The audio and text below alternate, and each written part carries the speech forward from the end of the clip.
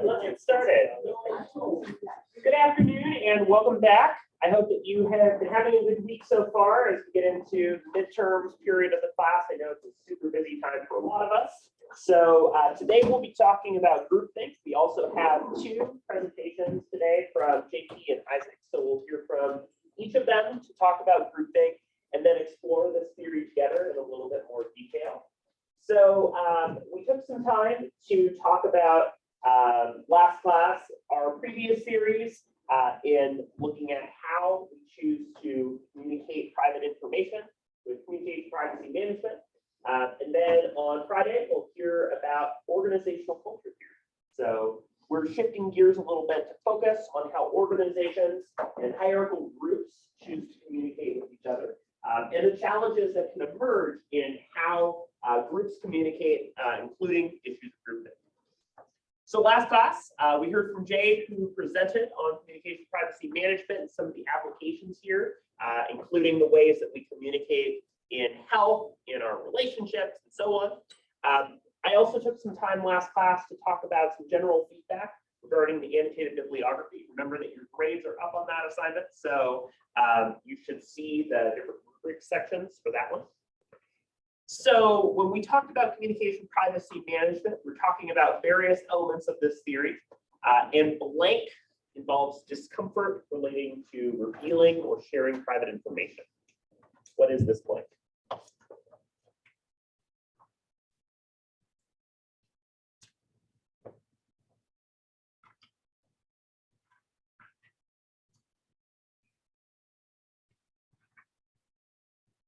Yeah. Okay. Yes, privacy turbulence, right, is this idea that kind of like when you're on an airplane, right, you feel turbulence when there is bad weather, right? In the same way, if, for instance, we suddenly have private information that is shared about us, like a family member decides to show our friend baby photos, right? We feel uncomfortable with that private information being disclosed. We are adjusting to and addressing the discomfort that comes with it. So concepts like privacy turbulence are examples of terms that you could utilize in your application paper to make sense of and use that. So today, when we hear from JP and Isaac, we'll get an introduction to groupthink. We'll talk about groupthink a little bit more, and also to talk about how groupthink particularly relates to organizational and small group communication, right? This is an area that is especially relevant if you're part of a club, an activity, or another organization on or near campus that involves members of a group working together. And it's a problem that we continue to deal with throughout the rest of our lives as we try to work together effectively in groups. So we'll go through in order, starting with JP. So JP, I do have your presentation that you uploaded to Canvas available. So we'll go ahead and pull that up for you. We'll hear from JP, then Isaac, and then keep going from there. Welcome to click or use the arrow here as you're working through. All right, whenever you're ready.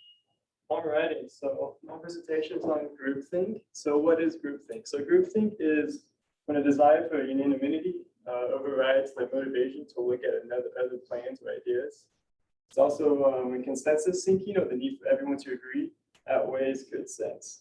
Members like to suppress any doubts or criticisms about their actions, resulting in outcomes that are much more risky for the group. So who's like the thought behind this? This is Irving Janis. He's a social psychologist. He graduated from the University of Chicago and Columbia University, and he did work at Yale and the University of California, Berkeley. So the integration for this theory is the communication tradition is socio-psychological and socio-cultural. The communication context is small groups / team and organizational, and the approach to knowing is positivistic and empirical. And then so the antecedent conditions for this theory is, or the things that can kind of precede groupthink and what can somewhat help cause it. So the first one is group cohesiveness. So Irving's actually found that highly cohesive groups can exert greater pressure on the members of the group to stay up to standards. So even though the group could work really well together and have high cohesiveness, sometimes it actually can be negative as you want to keep those standards high. So you might have issues with groupthink running into that. The other one is the group structure. So the group installation is the group's ability to be unaffected by the outside world and its happenings, which can help impact groupthink. The lack of impartial leadership, which it means that a group member is led by people with personal interest in the outcomes. And then the decision-making procedures is when there's a lack of decision-making procedures, which can also lead to a lot of groupthink. If you don't have set rules like Robert's rules of order or something that helps make procedures go smoothly, you can help influence more groupthink. And then group stress is another antecedent condition for groupthink. So stress can evoke groupthink in groups. Stress is usually never a good thing at all. So, and then why does this theory matter? So groupthink can happen in almost any group, especially organizational stuff and business and higher up. It doesn't allow for groups to look at all possibilities and outcomes. So if you're not getting all these possibilities and outcomes, you can have stuff that can be really bad for your business or your group or organization. It can cause detrimental outcomes. There's lots of examples throughout history of groupthink being very detrimental and stuff, which I have some examples here. So the first example is the Challenger space shuttle disaster.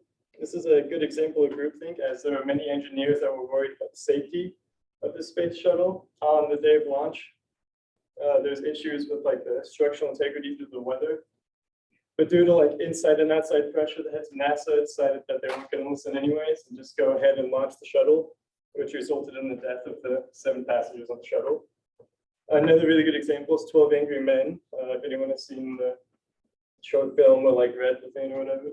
It's 12 jurors and 11 of them were pretty easy to just convict the guy on trial and make him guilty. But one of them,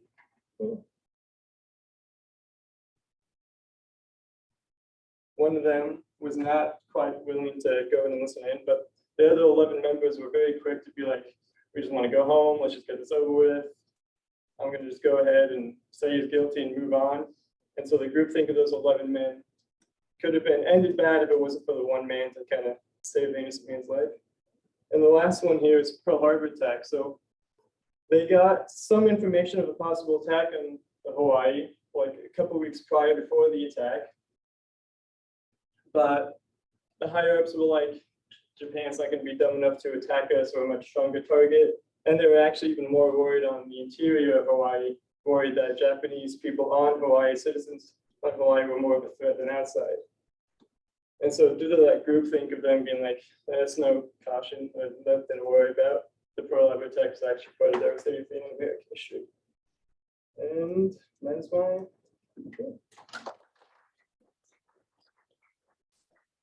All right, awesome. Thank you, JT. I appreciate the way that you incorporated some solid examples here to look at historical contexts in which groupthink has definitely caused some material problems, right? Also enjoyed your plug here for Robert's rules. We talked about that in small group communication. Robert's rules is a method of organizing and structuring group meetings in order to ensure that those meetings are well maintained, such as the use of regulating how people see groups. All right. So we'll now hear from Isaac also to talk to us about groupthink. Hello, everyone. Today I'm going to go over the groupthink theory with you all. So basically, what is groupthink theory? Well, groupthink theory was designed by Irving Janis. He's a sociologist at the University of Columbia. And so the main groupthink thesis is that Instead of groups acting with different sorts of opinions, everyone has on the exact same trail. Nobody has outside opinions influencing decisions that the group is going to be making. And what this theory kind of points to is that because there's a lack of diversity within the group, you tend to have outcomes that are negative. And when you have those negative outcomes, the group, instead of admitting they are having negative outcomes, they support those outcomes, even if they're bad. And you see this a lot in politics. And so basically with that lack of diversity, they also talk about how you can break up groupthink by having someone else come in with a different opinion. And so where can you find this in today's world? In the theory, it kind of talks about how it's not recommended that you have a groupthink. It recommends having a lot of diversity of thought and differences. And I kind of found it ironic that in our political system, both our parties are just two major groupthinks. The Democrat Party has one agenda, and then the Republican Party has one agenda. And a great example of what happens when somebody diverts from that groupthink, you just have to look at what happened to Joe Manchin. The Build Back Better policy was being put through Congress, and Joe Manchin, instead of voting with his party, decided to vote with another party. And because of that, Joe Manchin is kind of been ousted for not voting for the Democrats' policy. And because of that, he lost a lot of popularity with the Democrat Party, but gained a lot of popularity with the Republican Party. So it's kind of like if you dissent from the party you're part of, then you kind of become an outcast, and you're no longer a part of that group thing because you're not following that same thought process. And you can also see this within media, such as Fox News and CNN. Fox News hosts like Tucker Carlson, Sean Hannity, and Brett Favre all like to talk about the same talking points from a conservative perspective. And usually when they go off script, like someone like Chris Wallace, that person ends up leaving Fox News for other group things that tend to follow his sort of thought process. And so in CNN, you'll find people like Brian Stelter, Rachel Maddow, all of them have the same talking points because they're all within the same group thing. They don't usually have other people come on and talk about that. And if they do, you see that same outcast reaction. Instead of the people within that group being supporting the guests they might have on, usually they attack that guest and, you know, discourage their opinions. And some fun movie examples I didn't really think of until I started doing my research was Fight Club and Mean Girls. In Fight Club, we all know the first rule of Fight Club is don't talk about Fight Club.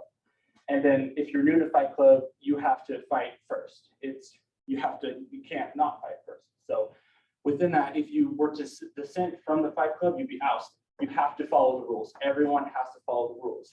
And then one that kind of relates to college students is Mean Girls, even though it is in high school. If you dissent from Regina George, you're kind of ousted from that inner group of people. And so I thought that was a really cool example of, you know, college life and how we kind of choose our friends based off of similar thought processes. And so usually if you disagree with a certain amount of people within your friend group, you end up kind of being ousted, or they don't invite you to a party on the weekend or something like that. But the one thing about groupthink is there are criticisms to it. And that is the fact that groupthink does not always lead to a negative output. There's times, especially in politics, where one party gets together, that policy actually does help people instead of do bad. And so there's a lot of disagreement within this theory saying that just because a group gets along or agrees on one topic without different opinions does not mean it's going to do that. Thank you. All right. Great. Well, thank you, Isaac. I really like as well that there's an incorporation of a lot of current events, examples, use of media to show how this theory has really actively been employed and used, right? Groupthink is something that we continue to encounter, whether it's seeing a movie or TV show that depicts characters who have this type of role, but also as it pertains to current events, thinking about media coverage, political parties, and the ways in which those topics tend to come up also help us to see groupthink in action too. So I appreciate both of you for offering some really good insights here and some context regarding this theory. Yeah. Would you say that religious parties are also a type of groupthink? So it kind of depends on the specific organization or group within that, right? Like, so a question of openness to outside perspectives, willingness to bring in other points of view, and also a question of how people within that organization or group make decisions are all things that kind of go with it, right? Because oftentimes with certain like religious groups or organizations, like one church could be very, or organization could be very different than another one, right? So the question of kind of internal variation, I think, is a big factor there. Yeah, so let's dive into a little bit more regarding the specifics of this theory and ways to think about this theory a little bit more. So groupthink, right, deals with this idea that if you think about it, a lot of us don't enjoy conflict very much. Conflict tends to psychologically trigger this fight or flight response within us, right? We feel our adrenaline go up, we feel kind of anxious and nervous, right? We don't like the exhaustion and taxing feeling of getting into disagreements that are unnecessary. Oftentimes, as a result, when we are in groups and working with other people, we have a desire to get along and to avoid conflict whenever possible. One thing we talk about in classes like conflict management is the idea that we tend to associate a lack of conflict with a sign that a relationship is going well. We think, oh, we haven't gotten into a fight, we're in a romantic relationship, right? A big deal is made out of having a first fight or disagreement with somebody else. That as a sign that a relationship is somehow unhealthy. But what studies do tell us is that the use of conflict and disagreement, especially when it's within respectful and supportive parameters, improves our relationships, right? It means that we're able to better understand and be open with each other rather than holding back on things that we feel concerned about. And in that same way, as a result of wanting to please and create agreement between people, we tend to pursue this idea of consensus and cohesion.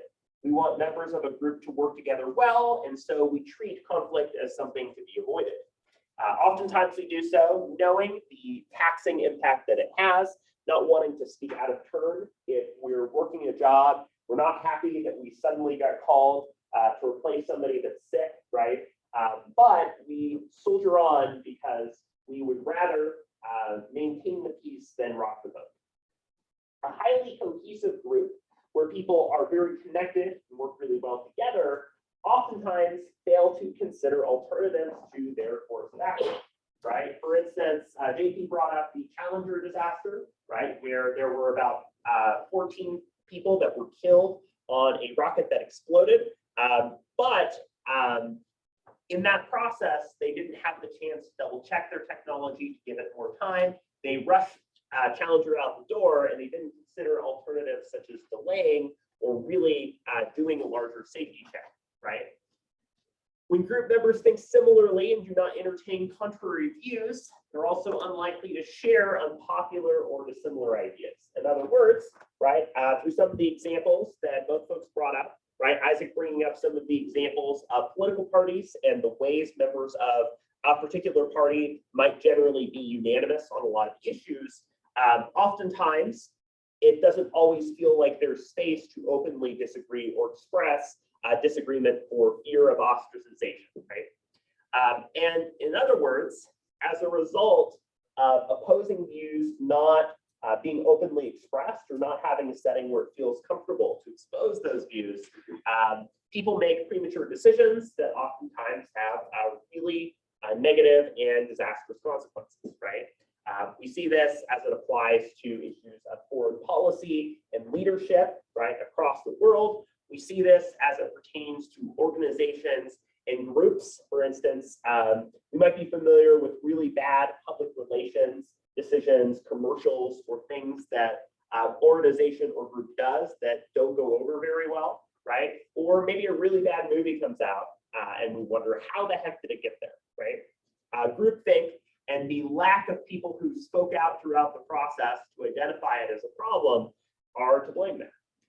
One example that I want to show that is kind of an interesting case of this was a commercial that aired a couple years ago from Kendall Jenner, right? Who the celebrity who participated in a commercial at a time when a lot of social and political unrest was being discussed as it related to George Floyd, as it related to police and protest, right? And it was a Pepsi commercial where there was some unrest, protest, discussion, and Kendall comes in with Pepsi, offers the Pepsi to a police officer, and then suddenly everybody's happy and gets along, right? And sort of regardless of where you fall on thinking about some of these topics, I think that the reception to this advertisement was really negative. It felt like it was glossing over the nuances and perspectives on this topic, and honestly kind of using it as a backdrop for marketing and trying to get people to have Pepsi, right? And when this commercial aired, a lot of people thought to themselves, how the heck did this get on TV? Like, how it went through producers, it went through editors, it went through the actors and celebrities and everybody else. How the heck did it end up airing, given just how out of touch it might be with current events and issues? And groupthink is a way of thinking about that. It's not that people didn't have concerns or opposing views. It's that people didn't express those views or self-censored those views, and as a result, we had disastrous consequences that came up. So one way of thinking about the problem of groupthink, right, is to think about lemmings off a cliff, right? This metaphor is used to describe the idea that lemmings are jumping off a cliff because they see other lemmings jumping off a cliff and they say, oh, I'm going to do that too, right? Oftentimes we're motivated to follow along with other people, even if what other people are doing are bad decisions. So sometimes we look to what's known as logical fallacy, right? An appeal to popularity.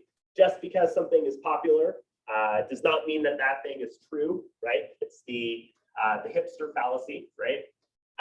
This idea then is that groups make decisions together, right? That oftentimes, if you are part of a team, for instance, that's hiring somebody for a job, maybe you're part of a school paper and you're looking for a new photographer, right? At the end of the day, you and that group are going to have to reach an agreement, whether it's through consensus, everybody is on the same page, right? Consensus means that everybody signs on to and agrees, or something like a majority decision, where there is some disagreement, but the overall majority of people rule out. Group decisions, right, have major ramifications and impact. Again, especially when we think about small groups, such as world leaders, right?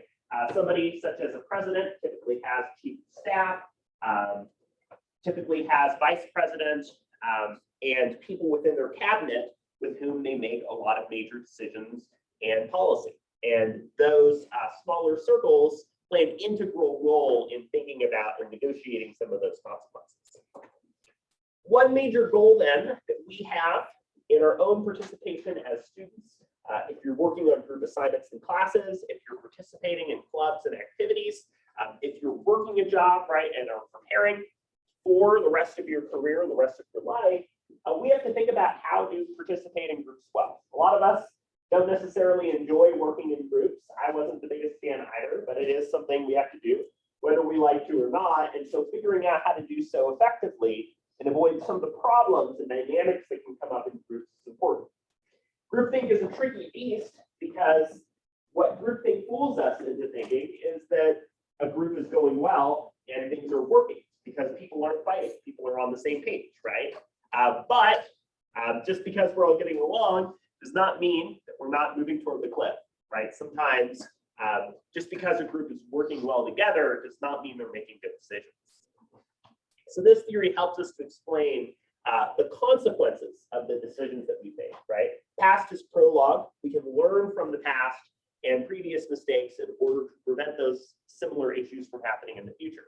Again, thinking about the Challenger disaster, there was a much greater emphasis on safety and ensuring that we have full access to information before we choose to do a launch of a rocket or shuttle.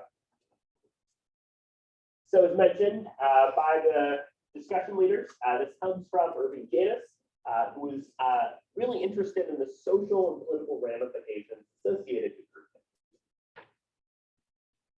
One way of thinking about groupthink is to think about it as kind of like if you're knitting a scarf, right? Or something that involves the use of stitches, because the stitches that are put together to make the scarf or something similar are like really, really tightly packed together, right? That's how the scarf stays together is through all of these little stitches that go together and help it to maintain its shape, right? And in that same way, that's the idea of cohesiveness, of having this really close connection where there's not really gaps, but the scarf is really unified in its design. It could be a very unified scarf, but if the yarn used is the wrong color, or if the scarf is too long or too short, right, then the scarf is going to be useless no matter how cohesive it was. So it doesn't just matter for it to be cohesive, it also needs to be designed the right way, the same way that cohesiveness does not mean a group is good. So group problem solving involves members of a group working together and its consensus or majority. And group decision making is oftentimes a challenging and complex process, right? Again, if you're trying to hire somebody for a job, there's a chance you'll have a lot of conversation and try to figure out who would be that best candidate. If you're working together as a group for a school project, like a presentation, there's a good chance that there's a lot of time dedicated to figuring out who's doing what in the project and divvying up that work. So there's some key terms and concepts to know as it relates to how we engage in groupthink. One of them is this idea of cohesiveness, as we've talked about, how much members of a group want to work together. Affiliative constraints is really an important idea. It'll be important for your quiz this week. It's the idea here that people are more willing to withhold and choose not to share their opinion than they are to share an opinion that disagrees with the group, right?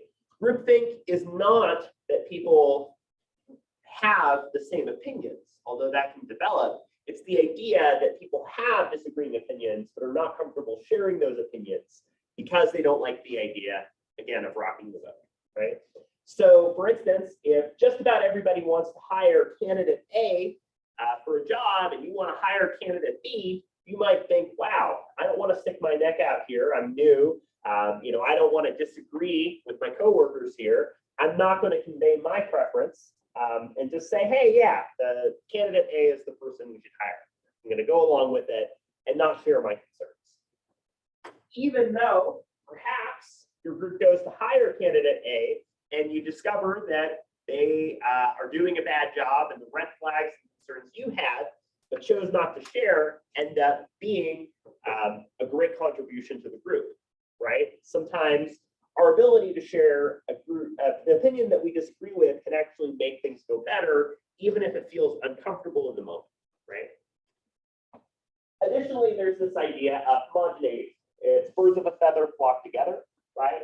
It's not only that members of a group might self-censor and not share their opinions, but it's also the idea that generally speaking, we tend to be drawn to people that are like us and participate in groups that are similar to us, right? One of the challenges as it relates to bias, for instance, if we were hiring somebody for a job, is that in terms of things such as race, gender, so on, we might be more likely to view positively somebody that was similar to us and from a similar background to us, right? Relating back to the challenges of ethnocentrism and thinking about culture as it impacts our communication. And then lastly, there's this idea of insulation, right? That when we're part of a group, sometimes we become detached and outside of the concerns and issues that happen outside of the group. We become members of a bubble, right? In fact, sometimes that is a deliberate decision that's made. For instance, if you're a member of a jury, typically you are isolated from access to news media and information from the outside world that could bias your opinion and judgment, right? So oftentimes, the group isolation means that outside opinions and perspectives could be valued, but they aren't really incorporating the group's decision making, right? So there are 3 signs of groupthink and ways that you can think about how groupthink might be occurring, even if it seems like things are going well, right? One of them is that there is a lot of cohesiveness. Everybody seems to be on the same page. People are very nice, and there's not a lot of disagreement. Everybody seems to be in agreement about just about every issue. Specific structural conditions of the environment right? So this deals with the idea that oftentimes, depending on the situation and issues that come up, we are more motivated toward groupthink. For instance, maybe you and members of a group are coming up in a crunch time.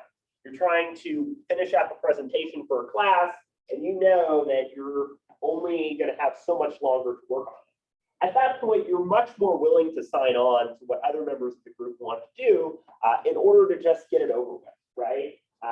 Sure, that can be our title page. Sure, that can be our font and layout. Even if you disagree, you don't really want to waste the time to share that disagreement if you're running up against a deadline. Also, right, power plays a really big role too, right? For instance, if you have a supervisor who generally is very domineering, controlling, you're kind of afraid of them, there's a good chance that you're going to be unwilling to share your own views if you find them in disagreement, right? You might be more willing to kiss up to what that supervisor says than disagree with them.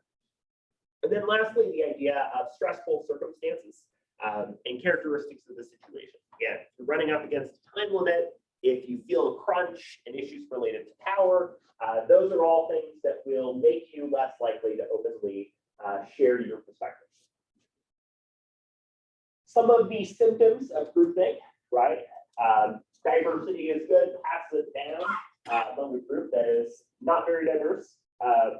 So one symptom is that we are always trying to reach consensus, right? That not every time are people in a group going to agree. In fact, as JP mentioned in 12 Angry Men, right, the film and stage adaptation, in 12 Angry Men, the idea is that everybody except one thinks that somebody is guilty of murder. And over time, through discussion, all the 12 jurors turn around and decide on a not guilty verdict. Interestingly, though, one of the members of the jury still thinks that the accused is guilty, but says, look, you all think he's not guilty, whatever, I'm going to say not guilty, even though I think he's guilty, right? So not always does consensus mean that you really fully agree, but that you're willing to go along with it. Overestimation of the group. We're such an awesome team. We're so good. You know, we don't have any sort of groupthink. People openly disagree. And the belief that the group is doing the right thing and making the right decision, right? So oftentimes, one way we don't notice groupthink is when we think that we're immune to it and that we're making good decisions left and right. Closed-mindedness is another really important element of this as well, right?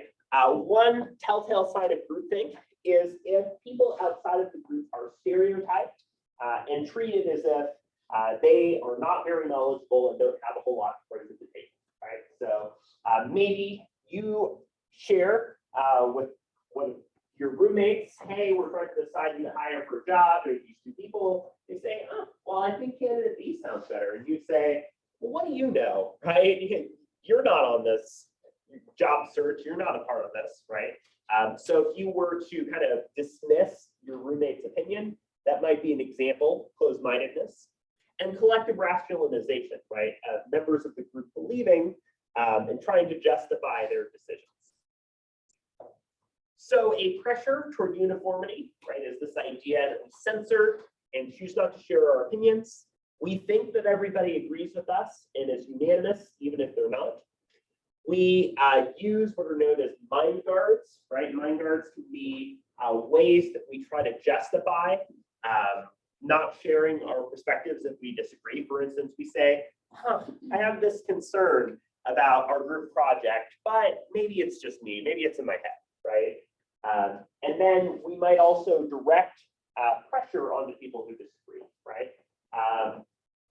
If your friend wants to host a big party and you say, oh, I don't know, I don't think this is a good venue for it. They might be so excited about doing this party that you can't help but agree with them, right? So pressure plays a really big role here too, especially as it relates to power. So some of the ways that we can address and prevent groupthink as it happens, right? Knowing that groupthink can have some pretty major consequences. First of all, involves oversight and control, right, of a group having some level of leadership and structure that encourages people to disagree and to share perspectives, right? Another idea here is whistleblowing, which involves outsiders speaking to and addressing issues that might come up within a group, right? For example, the use of investigative journalism on a group that might be engaged in unethical practices can be the use of whistleblowing. Objection and allowing disagreement, particularly from leaders, is important too, right? One way to do this is to designate a person in your group who plays devil's advocate, right? Sometimes devil's advocate can be obnoxious, but it can also mean that by having somebody who shows the other side of an issue, that you're able to have a more well-rounded opinion. You've explored all the options, and you've justified for the group why you've made the decisions that you have. And then this idea of balancing consensus and majority, right? Sometimes, no matter what you do, not everybody is going to 100% get along. You are going to have some disagreement. And you have to be able to allow for that and force people to get to a point of making a vote on something rather than just trying to get everybody to fully agree, which might take forever. The opposite or contrast to groupthink is this idea of polythink, right? So it can run on extremes, right? The opposite being that if you have everybody loudly disagreeing and dissenting with each other, that sometimes you don't really have good communication there either, right? If people are not able to understand or think about each other at all and articulate their opinions super openly, there's a good chance that you can't get anything done, and there's also a good chance that things can escalate into things like name calling, personal attacks, and cross the line on respectful disagreement. So it is a balance to try to maintain it through. So some of the critique of groupthink includes the idea that its scope is kind of narrow, right? Because it only affects groups or organizations that are making decisions together. And sometimes you have groups in which only a leader is making a decision, right? Or you think about individual decision making, which doesn't have the same symptoms. So it's definitely contextual in its usage. The theory, right, might be more intuitive. It makes sense for us, right? And it has a little bit less in terms of developed concepts and ideas. And then it's also difficult to test, right? And I think one of the greatest reasons that groupthink is difficult to test is because we don't know what was behind door number 2. We can't travel back in time and say, oh, if we had done this differently, if we hired candidate B instead of candidate A, things would have been better, right? We can't sort of make that hypothetical decision. We can figure out what went wrong, but we still don't fully know how we could have had a better outcome if we avoided a situation of groupthink. So as mentioned, I wanted to share this Pepsi commercial, again, as an example of the ways in which groupthink led to this commercial being produced for free.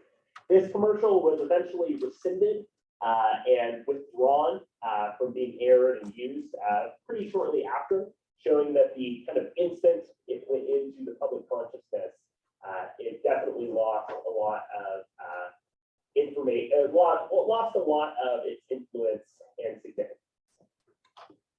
Yeah.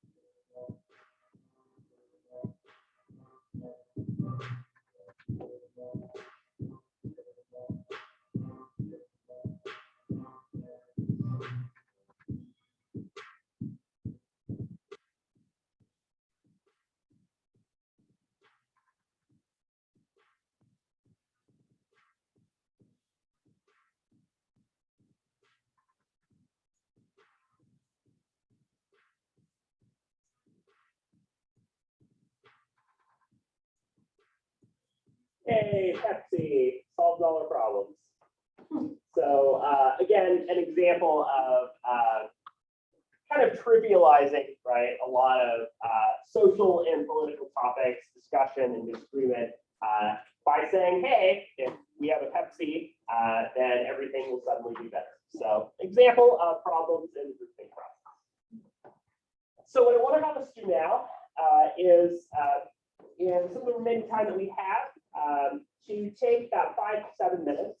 And I'd like in each of the groups you to assume that you are hiring somebody as a photographer. So that person might be working with you as part of your club or organization. And your group has been interviewing a lot of different people and trying to decide who to hire as the photographer. So first of all, I want you all to think about and have somebody take some notes here on how members of your group could avoid groupthink in the interviewing process. What could you do to prevent groupthink from happening? And then lastly, how might the leader of that group facilitate open expression and disagreement? Right. So we've talked about the problems of groupthink in this class, and I want you to think about how you might push back against those in this scenario. So looks like we've got 15, so we'll do groups of 3. So we'll do 1, 2, 3, 4, and 5. We'll do 1, 2, 3, 4, and 5. We'll do 1, 2, 3, 4, 5, and 6. So let's have each group take some time to share, talk about that. Have one person who's writing some notes and has the names of each group members on it. And just take some time to think how we will address and deal with groupthink that might come up.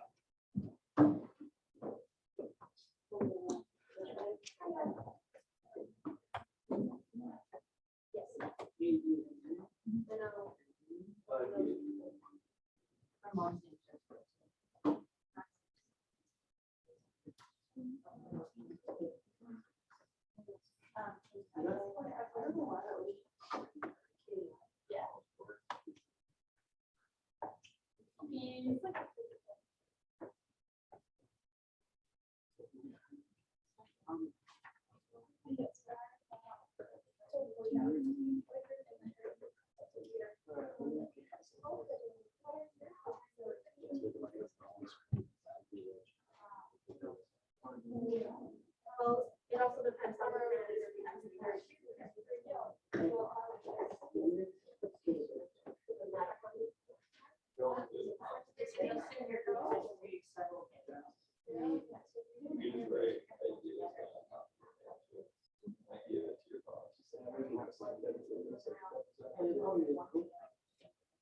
That might be cool.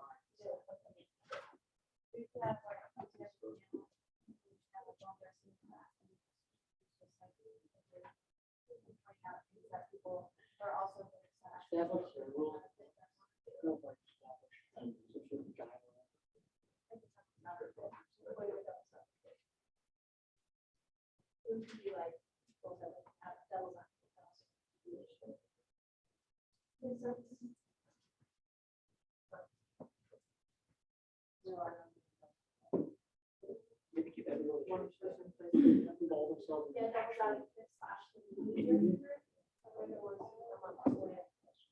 flip slide.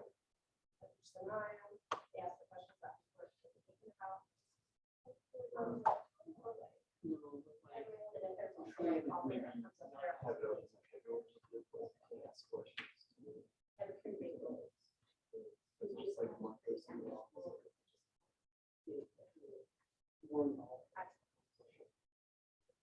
That would not be on too much.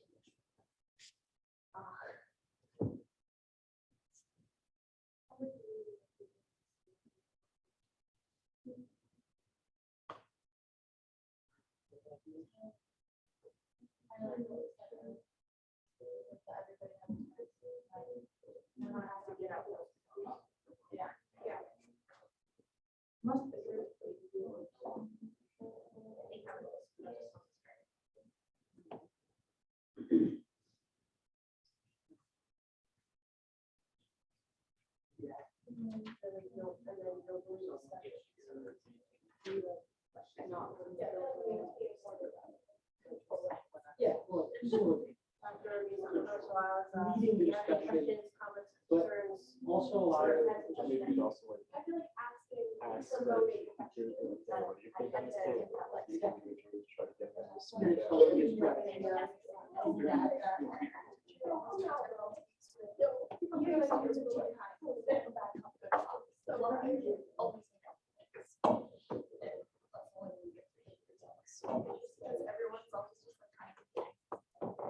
Take about 2 more minutes to keep sharing some of your ideas.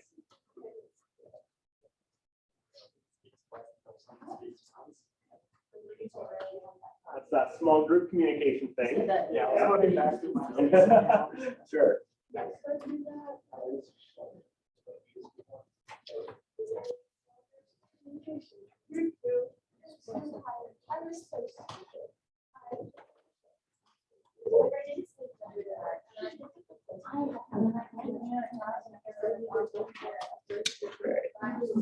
My groups are about wrapped up here. So I'd just like to hear from each of the groups about some of the things that they noticed, ways that they could combat groupthink. So let's start by hearing on this side. What were some of the strategies that you all came up with? Establish guidelines. And leaders like this actually kind of facilitates the discussion. Not like controls it, it sort of gets people to lead the discussion. So it's not-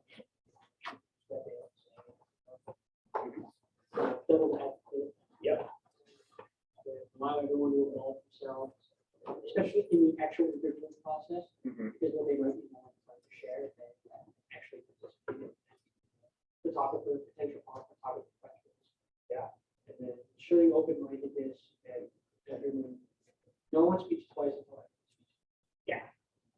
These are all some solid suggestions here, right?